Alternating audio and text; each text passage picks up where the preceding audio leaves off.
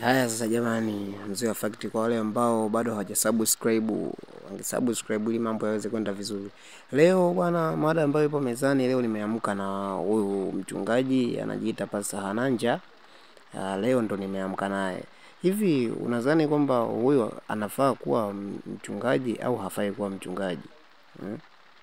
Anafaa au hafai? Naomba tumsikilize alafu tukutane kwenye comment kwamba anafaa au hafai. Ngoja nikuombe. Baba, katika jina la Yesu. Yapo mambo mengi yametuchosha. Walimwini hata kuimba kwaya tumechoka. Tunaimba kama sura zimelamba ndini. Mungu tusaidie. Kuna wasichana wamechoka wanataka kuolewa na wazee wakicheka kama wanalia. Wakitembea kama wanacheza step. Watulize hao wasichana. Wapo waliochoka kusoma, sio wanataka kauze chips.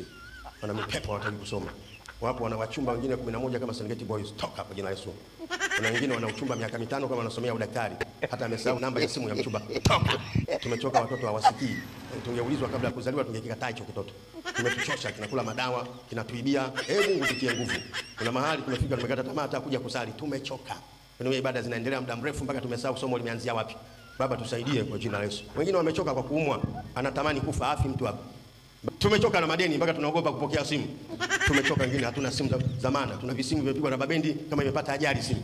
Mungu tusaidie, tumechoka na maisha. Tusaidie Mungu. Tukutazame wewe, tutazame matatizo.